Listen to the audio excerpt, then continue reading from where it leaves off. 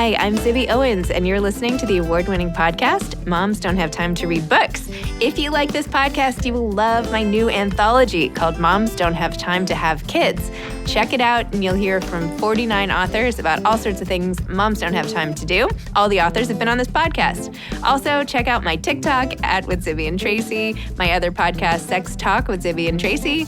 Check out Moms Don't Have Time to Write on Medium. And of course, my new publishing company called Zibby Books. And now back to our daily author interview site and a quick hello from some of my kids. Hi. Hi. Hello. Enjoy the show. Debbie Millman is the author of Why Design Matters, Conversations with the World's Most Creative People. Named one of the most creative people in business herself by Fast Company and one of the most influential designers working today by Graphic Design USA, Debbie is also an author, educator, curator, and host of the podcast Design Matters, one of the world's first and longest-running podcasts. In the 16 years since its inception, that's 16, in case you didn't think you heard me right, 1-6, Design Matters has garnered a Cooper Hewitt National Design Award, 6 Webby nominations, and an Apple Podcast's Best Overall Podcast designation. In 2009, Debbie co-founded with Stephen Heller the world's first graduate program in branding at the School of Visual Arts in New York City. She is the author of 7 books, including her latest, Why Design Matters, and has been published in over 10 languages. Her writing and illustrations have appeared in the New York Times, the Washington Post, New York Magazine, Print Magazine, Design Observer, and Fast Company. Her artwork has also been included at prestigious universities and museums around the world. Debbie is President Emeritus of AIGA and is a frequent speaker on design and branding. Her TED Talk was ranked one of the best TED Talks of 2020. She lives in New York and Los Angeles with her wife, Roxanne Gay.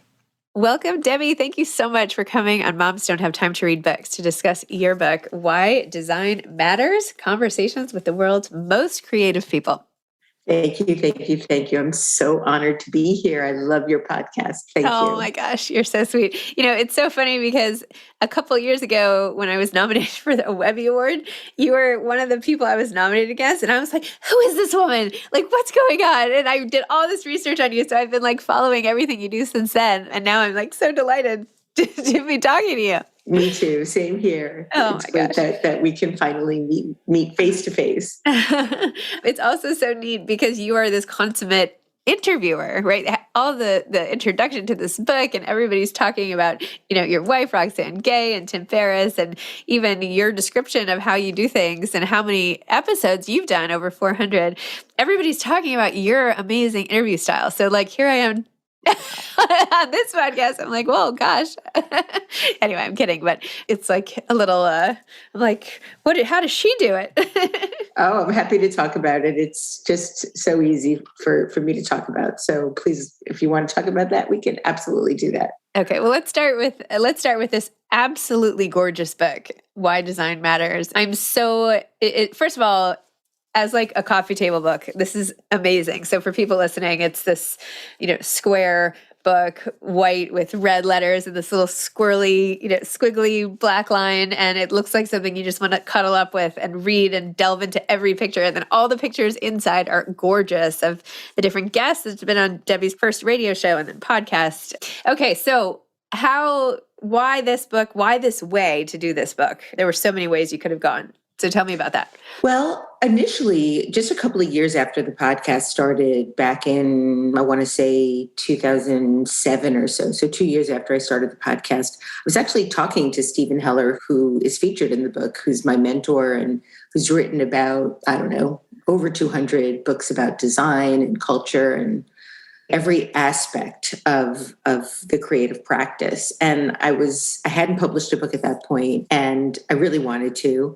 And so the thing that felt most credible to me was maybe doing something about the podcast or on the show that I was doing at that time, which he didn't think was a very good idea. And the reason was because he felt that everybody could just listen for free. There was no reason. And in hindsight, I'm really, really glad I listened to him, because 2 years after doing the podcast, I was still a pretty crummy podcaster. In fact, I was I've been doing this now for 17 years. And the first 4, I did not know what the heck I was doing. I was terrible. I remember asking my second guest after we were finished. And she was a friend. And I said, so how do you think I did? Expecting like back pats and high fives. And she paused and said, well, and nothing good is coming after that word. It said in quite that way. She said, well, it might be better if you listen to my answers before you started crafting your next questions in your head. And she was right. And over those first 5 years, even, I would say I was constantly learning on the job. So to have come out with a book at that point would have been a disaster. And in fact, I really didn't think about it again, because at that point, in 2017, when the book deal first came together, I had already published a number of books. So that the idea of doing that specific kind of book about the podcast had sort of long fallen by the wayside. But my agent, Charlotte Sheedy, was really certain that at that point in time, it would make a good artifact, if nothing more, about the history of the show, about the longevity of the show, what it was like in the early podcasting years, which was sort of, the gold rush in a lot of ways. And so I reconsidered and thought about it. And at that point, pre-pandemic, I was excited, thinking about approaching this more from an editorial perspective. I wanted to go on a photo shoot. I was going to take photos of all the guests that were included. It was going to be a very creative, highly hands-on endeavor. And then, of course, the pandemic hit, and I had to rethink everything I was doing about this book, which I had already gotten an advance for, some of which I'd already spent. So it wasn't like I was giving it back. And so at that point, I had to rethink. But now, and I got a year extension because of all of the things that were happening in the world with the election, with COVID. And now the book is finally coming out, really almost 5 years later, after the original idea first became a reality. And so it's a little bit hard, despite the length of my answer. It's a little bit hard to say why now. Only in that I think that Charlotte really believed that there was something to be offered in a collection of some of the best conversations that I had. And I agree now that it's done, and feel really grateful to her for helping me to make this happen. And also the format choices I'm interested in, because I've always thought like, well, what should I do? I have all this kind of hours of conversations. Right. What do you do with them? Like what? So you've chosen to do this in such a gorgeous way. I mean, this is such a unique way to handle that. So why make it like I know your background is all in design, so of course that makes sense for you and your brand and everything. But just speak to like how you came up with this format and the way to tell your story through your conversations. Well, I do have to say I rode the coattails a little bit of the great designer Michael Beirut. Michael Beirut is a longtime partner at Pentagram and has really helped create the visual language of our world. Honestly, he's that accomplished.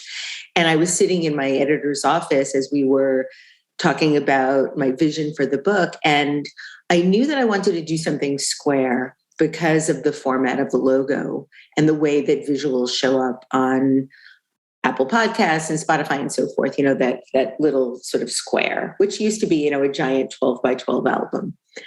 And I was sitting in her office, and HarperCollins also published Michael's book. And Michael's book was 10 by 10 and gorgeous. The paper was gorgeous. The jacket was gorgeous. The case was gorgeous. Everything about it, the photography. And I said, well, I'd love it to have that sort of plunk value of Michael's book. And so that ended up biting me a little bit in the back, only in that when I came to Charlotte with the first round of covers, not Charlotte, when I came to my editor with the first round of covers, she was like, well, they look a little bit too much like Michael Beirut's. And I'm like, well, Michael's book came out like 5 years ago, and they really don't. And it's a totally different title. And she's like, oh, I don't know if I told you, but Michael's republishing a book in a new edition coming out the same time yours is. And she's like, because of the size, we don't want people to get confused. given that you're both, in the design field. And I was like, oh my God. So we ended up having to work around that. And I think ultimately did in a beautiful way. Michael's book is black with white type. Mine is white with gray and red. And so, that was a struggle though for a little while and kind of a big disappointment. And I also didn't want Michael to think that I was copying him any more than I already was. And then in terms of the inside, in terms of who was featured, right? You have some authors have a big picture, which is gorgeous, like Anne Lamott. And by the way, we have so many of the same guests. I wanted to make a whole list, but it was really exciting to see them.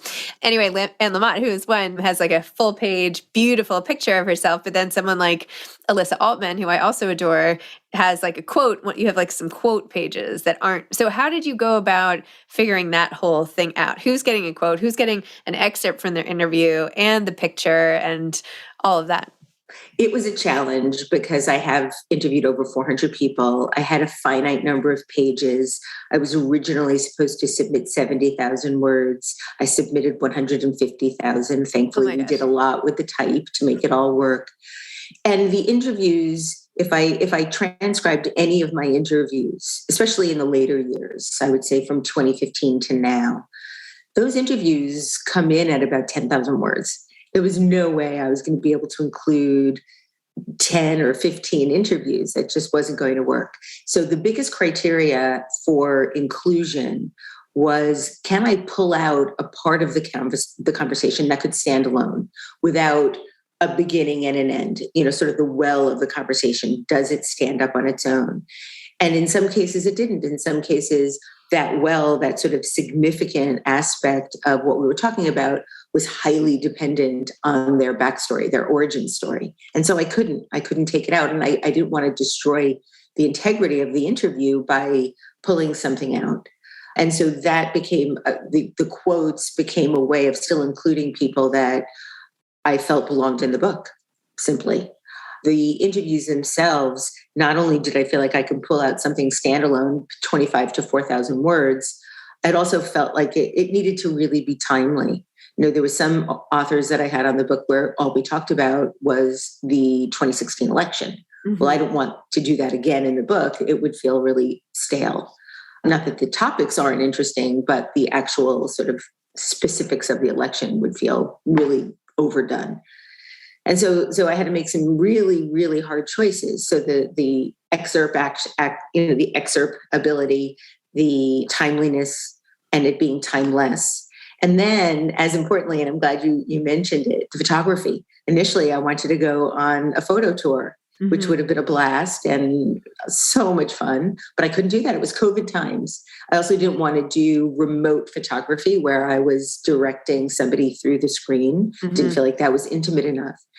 And so one of the things that I ended up having to do quite surprisingly, quite unexpectedly, was photo edit my own book. That gave me a real opportunity to do something that I hadn't done since college when I worked on my student newspaper. and that was to really become a photo editor and research and find photos that I felt had the right energy and soul. One thing that I didn't want was a magazine type book where it looked like different articles from different writers and photographers. Mm-hmm. I really wanted there to be a thread that knitted all of the photographs together. And for me, that became every photograph had to reveal the author or interviews or it was authors, interviews, musicians, so many designers. It had to reveal their soul. And I really, really think I did that. I have to say it's one of the things that I'm proudest about in this book is the journey that people take through the book, looking at the artists and editors and writers and performers and so on and so forth. And so, some of them were really hard. And there were a few that I had to exclude because I couldn't get a photo that really said, this is who I am. Look at me, see me. And then that was why I would include a quote, because the people that I wanted to include were really important to me. Every single person, it's like Sophie's Choice picking interviews. It's ridiculous. And so that was a way for me to include a lot more people. I also was able to do that on the end pages. I did that as well. And then there's also a little surprise under the jacket on the case of words that I chose that if people explore enough, they'll find. Under the jacket. Okay. On the case. Oh, I'm glad you didn't see it yet. Yay. Reveal in real time. Wow, look at this. Oh my goodness. Very cool. Very cool. So neat.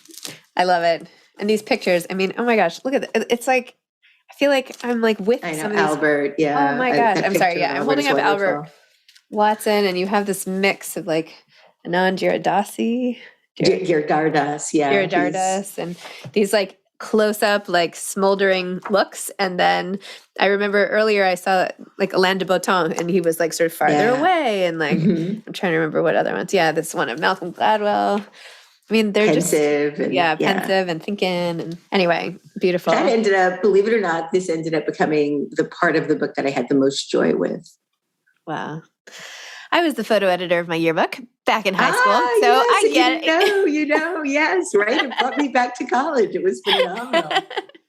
Back to the dark room and, all of that. The stack camera. Layout and all that. But yeah, I love photography so much. And seeing these pictures, this is a work of art just in that. So Thank you. It was really neat. Let's talk a little bit about your interviewing. I loved how it was described in the book, exactly what your studio looked like. Is that still how you do them with the... It is when I can do them in person. Yeah. But because of COVID times, it's much harder. It was a big adjustment to begin to do the interviews via Zoom like we're doing now. But I also sort of think there's something slightly more intimate about being a lot closer to a person. When I'm in my studio, it's a very small studio. It's very intimate. It's dark, but we're still like 3 feet apart. On Zoom, you're really just like 1 foot apart, and there's no barrier. You're just sort of looking right into someone's eyes, or at least it feels that way to me, right? Yeah. But the process of doing the show in the studio, it feels a long time ago. I only done one since with one person. No, I'm sorry, two. It's since 2020, 2 in the studio, everything else. And in 2021, I did a record number. I think I did 37 episodes. So that's a lot of Zoom time. And it's sad for me to not sort of have that physical presence. And one of the bigger differences, and one that I'm sad about, is in the studio, I was able, after the interview, I always had a live studio audience, a little bit like inside the actor's studio, but it wasn't televised. And when we'd come out of the studio, my grad students would have an opportunity to ask their own questions of my guests for about a half hour. And that's something I really do miss. First, because it gave them some access they would never have otherwise had, which they loved. And secondly, they always ask really good questions. They ask really good questions. And I always was learning from them about what they were curious about. So that's an aspect of the show that I'm sad about. I did something sort of like, I might have a solve, but I have this virtual book club, and I talked to the book club about the book, and then I always have the author come for 30 minutes of Q&A afterwards. That's wonderful. So I'm thinking about doing something on Clubhouse where I invite the guest back. And then, a big audience could come, and because everything is audio, I don't know that anybody would feel like they were missing anything by being able to join. But that would also require, I don't know how you've been able to ask people for more. I always feel so, apprehensive about asking, like, oh, would you like to do this too? But I think I'm going to try it with people that are willing. I don't do it at the same time as the podcast. Yeah, I won't. That's a good idea. It's more like, hey, I don't think it's such a big ask for 30 minutes of someone's time for Q&A. It's pretty easy. They don't have to prepare anything, and they get exposed to some new people. And I haven't found that to be too hard. I feel worse. Well, I don't know. Anyway. It's a whole separate conversation about what we feel entitled to do and not to do. I know, exactly. I know. I'm like, maybe I should stop right there. We can talk about that when I have you on my podcast. Oh my gosh. Oh, too funny. And your conversations, though, they're in depth and long, right? An hour and a half? Sometimes. I mean, they're usually an hour and a half, but I have a very, very intense editor who, every now and then when we were in the studio, I'd see him looking at his clock and I'd be thinking, oh, that's where he's cutting it. When my editor falls asleep, I know that when my editor is bored, I don't have to sort of, speed things up a little bit. I love to talk. I love to hear what people have to say. I love to listen. I love to just probe.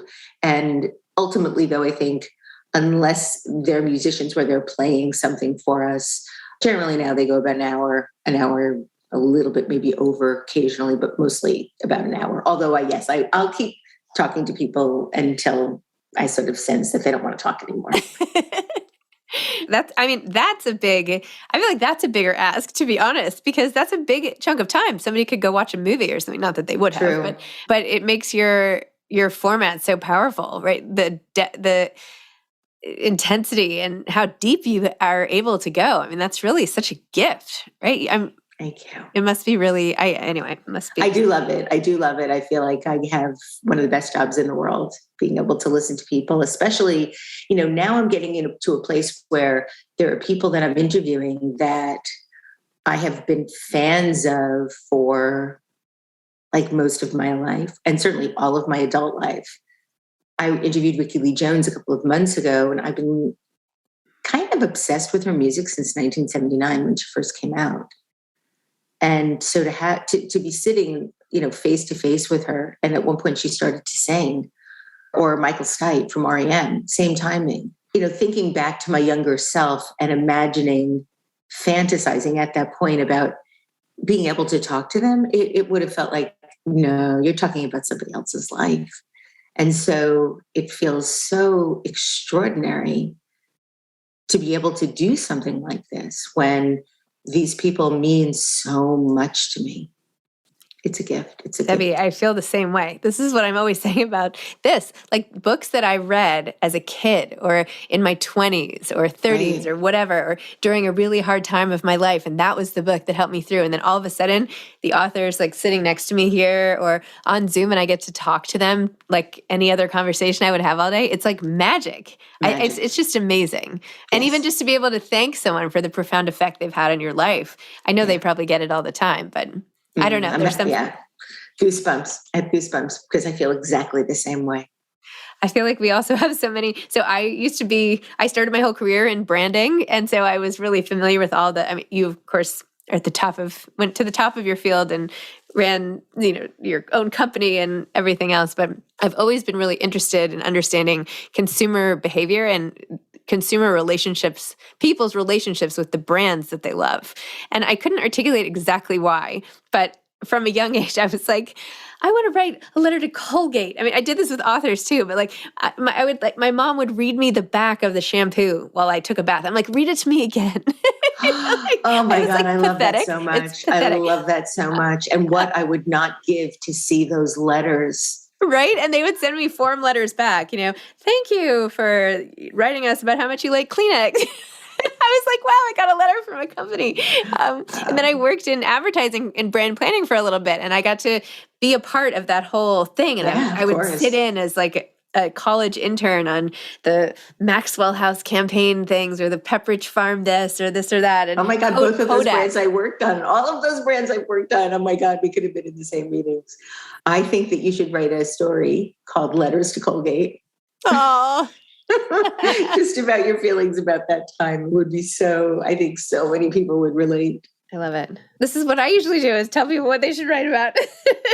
It's like, this is great. But I feel like there's some overlap in this.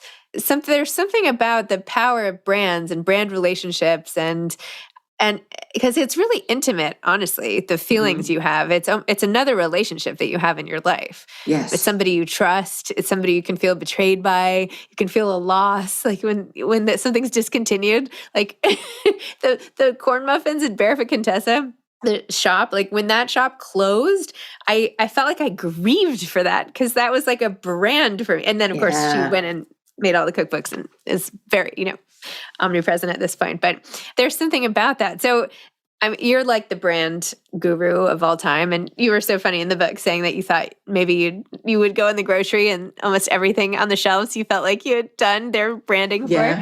Tell me a little bit about relationships between people and brands, and then how that sort of gets translated into this sort of deep curiosity into people in general. It's a great question. I think early on, I had a really, as we've all had, but I had a very difficult upbringing. And when I felt bad about myself, I started to fantasize that if I had certain things, that it would make me feel better about myself. And my dad was a pharmacist and he had his own pharmacy. And so when I went to visit him after school, first just had to hang out and play in the back of the store, but then in later years to actually work in the store and work the cashier and do a lot of the shelf setups and windows and so forth. I began to sort of fantasize about what these things could do for me. So my very first obsession were with Goody Barrettes. And he had this sort of magical, what I felt was a magical, sparkly, shining wheel that spun. And on the hooks were all of these barrettes and ponytail holders and headbands. And I thought, oh my God. And every time I went to visit him, I was allowed to take one thing. And I would spend, half an hour deciding, should I take the yellow ponytail holders or the red headband? And I remember so desperately wanting one of my best friends who lives next door, one of her ponytail holders that was a particular kind of pearlescent yellow that I couldn't find anywhere. I stole it from her. I wrote a whole story about it. I stole her barrette, which, I can't, I wish that I could find her and apologize and send her like 500 yellow ponytail holders. But that's how desperately I wanted to feel better about myself. And what I realized from a very early age was that whatever cachet these things were giving me, I mean, I couldn't have put it into words at that point at all, probably not well into my 30s. They were just replacing, or really trying to fill up a very hollow center that had a lot of leaks in it. So it kept needing, it was a real leaky bucket. So Goody Barrettes turned into Levi jeans, turned into Lacoste shirts, turned into Nike sneakers, turned into, a Prada jacket. That doesn't ever last. We metabolize our purchases very quickly. We metabolize everything. We metabolize our promotions. We metabolize our hunger. I mean, everything is metabolized. That's part of the nature and the chemistry and biology of our bodies and our brains. So that over the years has become harder and harder to balance with the need to responsibly manage the way in which we manufacture products on the planet, but also how we, as how corporations have a fiduciary responsibility to the shareholder.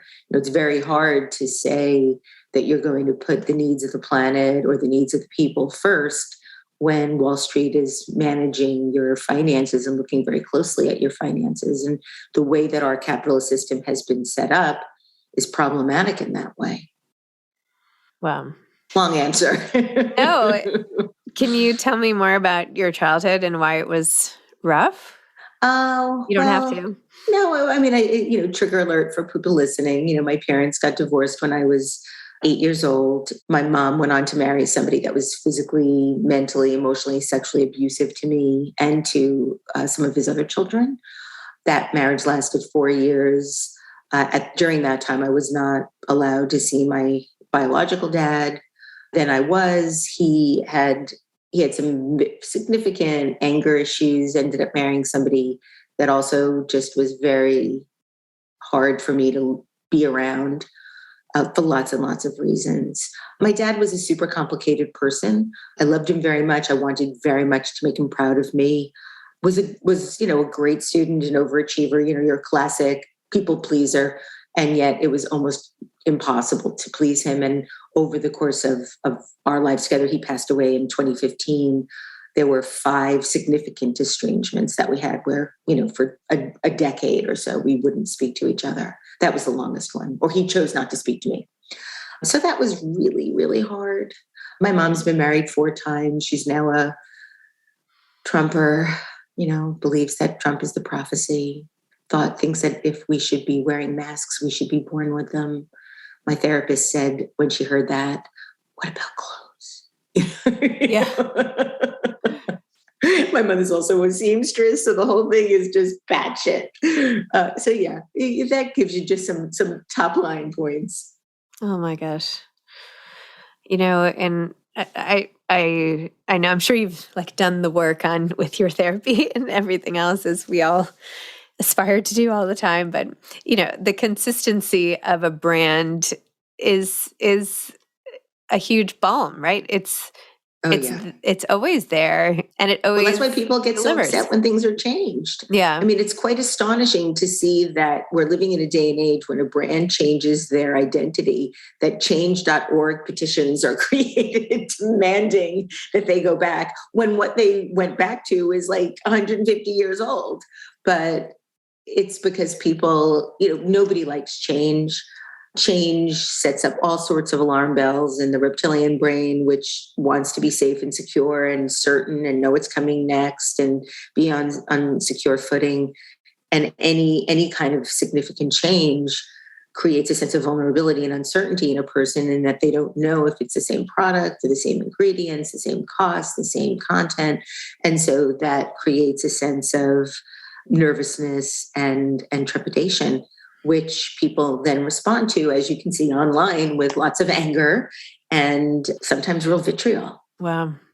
So in terms of visual, translating the visual, because that's one piece I feel like you have down pat, right? Like I feel like I have the relationship piece, but I don't have, like, I can't create necessarily. I know what I like, but I'm trying to get better at, like I'm trying to teach myself Canva, and I'm like, I just want to be able to, I just want to be able to do the things that I know I like, because it's so hard for me to explain it. There's that, but I feel like you're more on you totally get it. I mean, you've started this whole School of Visual Arts program. Like how comfortable are you with sort of the execution of all of it versus the instruction? I'm a wonderful art director, and I am a wonderful strategist. I can say that with great confidence. And I have a great eye. Those are things I know I do well. It's always good to know what you do well. It's also really important to know what you don't do well. So I'm not great on all of the Adobe programs, though I respect them and use them. I'm not by any means an expert. And so I know I need help there. The bigger issues for me are the things that I don't know. Like, obviously I do know Canva, but you could have said anything and I would have been like, oh, what's that? Whenever anything new comes in, oh, what's TikTok? Oh, what's Vine? Oh, then I learn them, but I'm not an early adopter by any means. And my wife often jokes that I have such a complicated relationship with technology that it's hard for me sometimes to figure out how to turn on the TV. It is hard. I'm so annoyed at the TV. I'm so annoyed at all the things, but that's another, I want a boombox back, or I press one button and I could have music, or WPLJ and Z100, or that was it. There were two choices, Yeah. Anyway, I know you've written more than this, of course, but unless I missed it, I didn't see that you'd written a whole memoir. Have you written a memoir? No, I haven't written a memoir. I've done a lot of visual essays that are memoir-ish in nature, but short. And I'm very tentatively taking steps to thinking that might be what I do next. Well, I started this publishing company called Zibby Books, and we're doing 12 books a year, fiction and memoir. We just announced this book we're doing with Claire Bidwell Smith, who wrote The Rules of Inheritance, called The Rules of Forgiveness. And we're really trying to do books just like what I would imagine your memoir would be. So I'm just putting it out there. If you have any interest in working together on it, I think that would be amazing. So, oh my God, thank you. That would be amazing. Yeah, it would be very visual. That's I do a lot of drawing. And so probably more in the vein of the book of illustrated essays that I did called Self-Portrait as Your Trader. But that was not a memoir. It was just reflections. Well, if you want to talk after, I think that would be so cool. I mean, your story and how you've come out of this. And I mean, I just want to hear more and more and more. I'm totally over the time. Like usually I never lose track of time. This might be the only time I've lost track of time. Thank you, Zibby. Thank you. Thank you. So anyway, last question. Do you have any advice for aspiring authors? Ooh, aspiring authors. Draw your words. It opens up different parts of your brain, at least to get started, especially if you have some writer's block. Draw the words. I love that. Wow. I cannot draw to save my life, but that's well, that's also why it's, you don't have as much expectation for excellence. That's just the exercise of drawing the words sort of opens up different neural pathways.